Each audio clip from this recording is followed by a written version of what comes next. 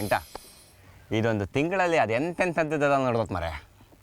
ಹೌದಲ್ಲ ಪಚ್ಚಿ, ಅದೆಲ್ಲ ಎಣ್ಸ್ಕೊಂಡ್ರೆ ಈ ಮೈ ಕೈ ಈಗ ರಾಮ ಎದ್ದು ನಿಂತ್ಕೊಂಡು ನಿಲ್ಕೊಂಡು ರಾಮ ಎದ್ದು ನಿಂತ್ಕೊಂಡು ನಿಲ್ಕಣ.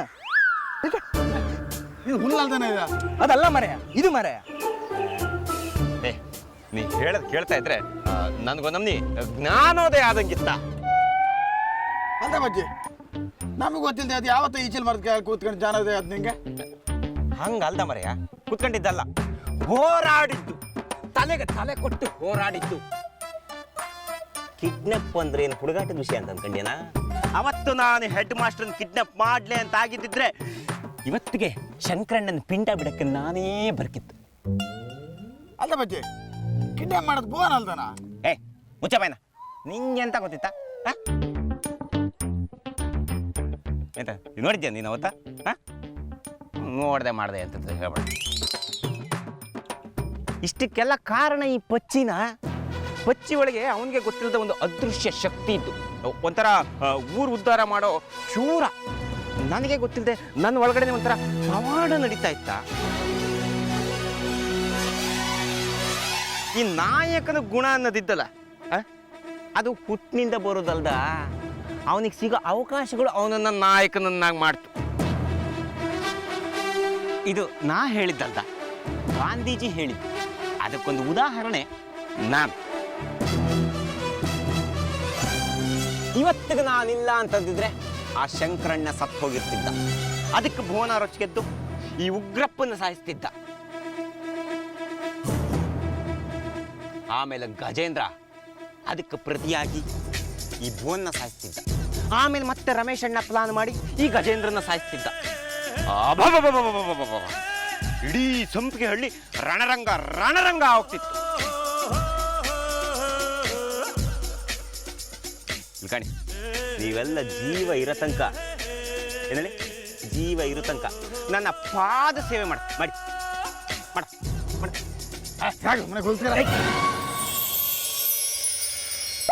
ನೀ ಹೇಳೋದು ಒಂದಮ್ಮನಿ ಸರಿ ಮರೆ ಬಚ್ಚಿ. ಆಪದೆಲ್ಲ ಒಳ್ಳೇದಕ್ಕೆ ಆಪದು. ಅದನ್ನು ನೀನು ಮಾಡಿದ್ಯೋ ಬೇರೆ ಯಾರು ಮಾಡಿದ್ರೋ ಅದು ಮುಖ್ಯ ಅಲ್ಲ. ಅದರಿಂದ ನಮ್ಮ ಊರಿಗೆ ಒಳ್ಳೇದಾಯಿತು, ಒಂದಮ್ಮನಿ ನೆಮ್ಮದಿ ಸಿಕ್ತು, ಅದು ಮುಖ್ಯ. ಹೌದಾ ಬಚ್ಚಿ, ಊರಿಗೆ ಒಳ್ಳೇದಾಯ್ತು, ನಂಗೊಂದು ಮದುವೆ ಐತಿ. ನನ್ನ ಮದುವೆ ಅಲ್ಲ, ಆಮೇಲೆ ನಿನಗೊಂದು ಮದುವೆ ಮಾಡ್ತೆ. ಎಂತ ಬೇಕಾರಾಗ್ಲ, ಇವತ್ತು ನಿಮಗೆ ಫುಲ್ ಪಾರ್ಟಿ. ನನ್ನ ಖರ್ಚು ನಂಗೆ. ಸೇಂದಿ ಅಂಗಡಿಲಿ ಹಂಡಿ ಖಾಲಿ ಆಪ ತನಕ ಕುಡಿದಲ್ಲ. ದುಡ್ಡು ಖಾಲಿ ಆದ್ರೂ ಯೋಚನೆ ಮಾಡಿ, ನನ್ನ ಅಪ್ಪನ ಮನೆ ಅಡ ಇಟ್ಟಾದ್ರೂ ಸರಿ, ಇವತ್ತು ನಿಮಗೆ ಪಾರ್ಟಿ ಕೊಡ್ಸೋದೆ. ಮಜ್ಜಾ ಮಾಡ್ರ. ಇದೇ ಮಾತಲ್ದ, ಇದೇ ಮಾತು. ಗ್ಯಾರಂಟಿ ಅದ? ಏ ಗ್ಯಾರಂಟಿನ. ಒಳ್ಳೆ ಹೀರೋ ಅದೆಲ್ಲ ಮರ. ಹೀರೋ ಹೀರೋ ಹೀರೋ ನಾನೇ. ಹೌದು ಮರ, ನೀನೇ ಹೀರೋ. ಬಾ ಭಯಂಕರ ಮರ ನೀನು. ಅದು ಎಂತಾರು ಆಯ್ಲಿ ಬರ್ರ, ಒಂದು ನಿಮಿಷ ನನ್ನ ಮಾತು ಕೇಳಿ. ಅವತ್ತ ಭುವನ್ ನನ್ನ ಕಿಡ್ನಾಪ್ ಮಾಡ್ದ.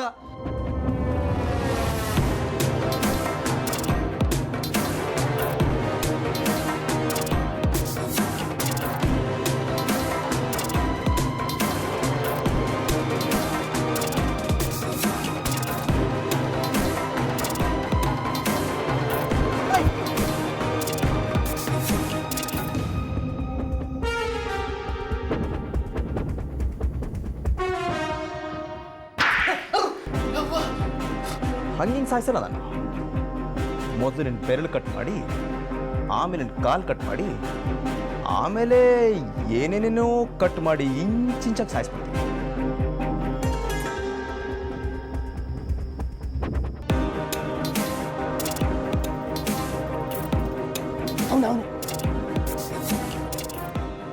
ಇಷ್ಟ ಆಯ್ತು ಕಣಿ.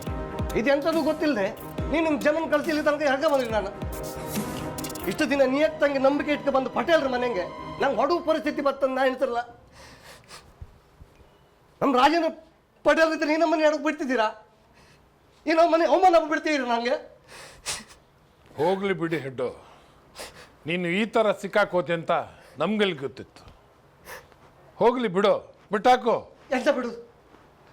ಅದೆಲ್ಲ ಅವೈಲಿ ಆ ಪಚ್ಚಿ ಬೋನೊಟ್ಟಿ ಸೇರ್ಕೊಂಡು ನನ್ನ ಎಳ್ಕೊಂಡು ಹೋಗಿ ಬದೀತ ನಿಮ್ಗೆ. ಏನು ಪಚ್ಚಿನ? ಏನಂದೆ? ಪಚ್ಚಿನ? ಹೌದೇ? ನೀವು ಎಣಿಸ್ಕೊಂಡಾಗೆ ಅಪ್ಪಚ್ಚಿ ಈಗ ನಮ್ಮ ಪಾರ್ಟಿ ಅಲ್ಲ.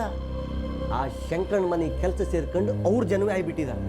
ಇನ್ನೂ ಅವನು ನಂಬ್ಕೊಂಡ್ರೆ ನಿಮ್ಮ ಗೋರಿನ ನೀವೇ ತೋಡ್ಕೊಂಡು ನಿಮ್ಮ ಮೇಲೆ ನೀವೇ ಮಣ್ಣಿ ಅಳ್ಕೊಂಡು ಅದ್ರ ಮೇಲೆ ನೀವೇ ಒಂದು ತುಳಸಿ ಗಿಡ ನೆಟ್ಕೊಂಡಂಗೆ ಸಹಿತ. ಅಂದುಕೊಂಡಿದ್ದೆ ಉಗ್ರಪ್ಪ, ನಮ್ಮ ಮಧ್ಯೆ ಇದ್ದು ನಮ್ಗೆ ಚಟ್ಟ ರೆಡಿ ಮಾಡಿಬಿಟ್ಟ ಬಡ್ಡಿ ಮಗ.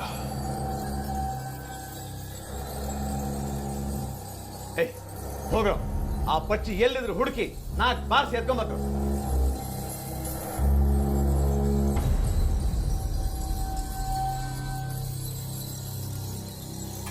ನಿಮ್ದು ಒಳ್ಳೆ ಕತೆ ಮಾಡ್ರೆ. ನಿಮ್ಗೆ ಇಷ್ಟು ಬೇಗ ಗರಳು ಬರೋಳತ್ತ ನಾನು ಎಣಿಸಿಲ್ಲ.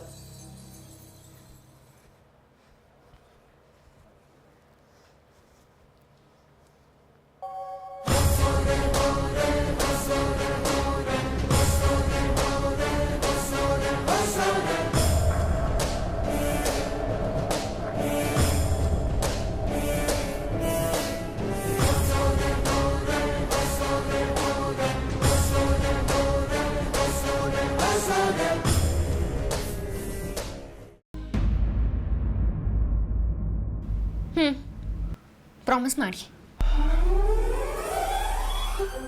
ಭುವನ್, ಪ್ಲೀಸ್ ನನಗೋಸ್ಕರ ಆಣೆ ಮಾಡಿ. ಇಲ್ಲಿದ್ದಷ್ಟು ದಿನ ನೀವು ಒಬ್ಬರಲ್ಲ ಒಬ್ಬರಿಗೋಸ್ಕರ ಕಷ್ಟನ ನಿಮ್ಮ ಮೈ ಮೇಲೆ ಹೇಳ್ಕೋತಾಗಿರಿ. ಹೀಗಿದ್ರೆ ನೀವು ನೆನಪಿದ್ಯಾ, ಸ್ಟೇಜ್ ಹತ್ತಿದ ಕೂಡಲೇ ಜನ ಎಲ್ಲ ಕಿವಿ ಹರಿದು ಹೋಗೋ ಹಾಕಿ ಕೂಕೋತಾ ಇದ್ರು. ಅಂಥ ರಾಜ್ಕುಮಾರ ಇವತ್ತು ನನ್ನಿಂದಾಗಿ ಇಂಥ ಸ್ಥಿತಿಯಲ್ಲಿ. ಪ್ಲೀಸ್ ಭುವನ್, ನೀವೇನು ಮಾತಾಡಬೇಡಿ. ರಾಜ ಯಾವತ್ತಿದ್ರು ಅರಮನೆಯಲ್ಲಿದ್ರೇನೆ ಚಂದ. ನನಗೆ ಮತ್ತೆ ನಿಮ್ಮನ್ನ ರಾಕ್ ಸ್ಟಾರ್ ಭುವನ್ ಆಗಿ ನೋಡೋ ಆಸೆ. ರಾಜನ ಪಕ್ಕ ರಾಣಿ ಇಲ್ಲ ಅಂದ್ರೆ ಧ್ವನಿ ಮನಸ್ಸು ಎರಡು ಒಡೆದೋಗುತ್ತೆ ಶ್ರದ್ಧಾ. ಮತ್ತೆ ಹಾಡು ಹುಟ್ಟಲ್ಲ. ನನ್ನ ಮೇಲೆ ಆಣೆ ನೋಡಿ, ನೀವು ನನ್ನನ್ನ ಮರ್ತು ಬಿಡಿ ಅಂತ ನಾನು ಹೇಳ್ತಾ ಇಲ್ಲ. ಇಲ್ಲಿದ್ದೆಲ್ಲ ಸರಿ ಹೋಗೋ ತನಕ ನಾನು ಇಲ್ಲಿದ್ದು ಬರ್ತೀನಿ. ಆದ್ರೆ ನೀವು ಈ ತಕ್ಷಣ ಊರು ಬಿಡಿ ಪ್ಲೀಸ್. ಅಂದ್ರೆ ಇಂಡೈರೆಕ್ಟ್ ಆಗಿ ನನ್ನ ಹೇಳಿ ಆಗೋಂತಿದ್ಯಾ? ಯಾಕೆ ಬೇರೆ ತರ ಯೋಚನೆ ಮಾಡ್ತೀರಿ ಭುವನ್? ನಿಮ್ಮ ಧೈರ್ಯ ಪ್ರದರ್ಶನ ಮಾಡೋ ಸಮಯ ಇದಲ್ಲ. ತಲೆ ಗಟ್ಟಿ ಇದೆ ಅಂತ ಹೋಗಿ ಬಂಡೆಗೆ ಚಚ್ಕೊಳೋದಕ್ಕಾಗಲ್ಲ. ನಾನಂತೂ ನನ್ನ ಗಂಡನ ಪ್ರಾಣನ ಯಾವ ಯಮನ್ ಕೈಲೂ ಕೊಡೋದಿಲ್ಲ. ನೋಡಿ, ಆಣೆ ಮಾಡಿ ನೀವು ಮತ್ತೆ ಯಾವತ್ತೂ ಈ ಊರಿಗೆ ಕಾಲಿಡಲ್ಲ, ಬೆಂಗಳೂರಿಗೆ ಹೋಗಿ ನನ್ನ ಬಗ್ಗೆ ಕೊರಗಲ್ಲ ಅಂತ ನಾನು ಯಾವತ್ತಿದ್ರು ನಿಮ್ಗೆ ಸೇರ್ಬೇಕಾಗಿರೋಳು. ಆಣೆ ಪ್ರಮಾಣ ಮಾಡಿ ಯಾವ ಥರನೂ ಮೆಚ್ಚಬೇಕಾಗಿಲ್ಲ ಶ್ರದ್ಧಾ. ಬೇಕಾಗಿಲ್ಲ. ನಿನ್ನ ಆಸೆ ಹಂಗೆ ಆಗಲಿ. ಈ ಊರಿಗೆ ವಾಪಸ್ ಬರ್ಬೋದು ತಾನೆ? ಸರಿ, ಆಯ್ತು. ಅವತ್ತು ನೀವು ನನಗೆ ಒಂದೇ ಒಂದು ದಿನ ಟೈಮ್ ಕೊಡು, ನಾನು ಎಲ್ಲ ದಿನ ಸರಿ ಮಾಡ್ತೀನಿ ಅಂತ ಹೇಳಿ ಕೊನೆಗೂ ನನ್ನನ್ನು ಈ ಊರಲ್ಲಿ ಉಳಿಸ್ಕೊಂಡ್ಬಿಟ್ರೆ. ಆದರೆ ನಾನು ಇವತ್ತು ನಿಮ್ಮನ್ನ ಉಳಿಸ್ಕೊಳ್ಳೋದಕ್ಕೋಸ್ಕರ ಊರಿಂದಾನೇ ಹೊರಗೆ ಹಾಕ್ತಿದ್ದೀನಿ. ಎಷ್ಟು ಕೆಟ್ಟೋಳಲ್ವಾ ಭುವನ್ ನಾನು? ನನ್ನ ಹೆಂಡತಿ ಏನೇ ಡಿಸಿಷನ್ ತೊಗೊಂಡ್ರು ಕರೆಕ್ಟಾಗೆ ತೊಗೊಂಡಿರ್ತಾಳೆ ಅನ್ನೋ ನಂಬಿಕೆ ನನಗಿದೆ. ಬೇಜಾರಾಗ್ಬೇಡ ಶ್ರದ್ಧಾ. ನಿನ್ನೆ ನಮ್ದು ಇನ್ಯಾರು ನಂಬಲಿ ನಾನು? ಥ್ಯಾಂಕ್ಸ್ ಭುವನ್, ನನ್ನ ನಂಬಿದ್ದಕ್ಕೆ. ಹಾಂ, ಇನ್ನೊಂದು ಮಾತು, ನೀವು ಈ ಊರು ಬಿಡ್ತಾ ಇರೋ ವಿಷಯ ಯಾರಿಗೂ ಗೊತ್ತಾಗಬಾರ್ದು. ಪಟೇಲನ್ ಮನೆಯವರು ನಿಮ್ಗೇನಾದರೂ ಮಾಡೋದಕ್ಕೆ ಕಾಯ್ತಾ ಇರ್ತಾರೆ. ಅಪಾಯ ತಪ್ಪಿದ್ದಲ್ಲ. ಸರಿ ಶ್ರದ್ಧಾ.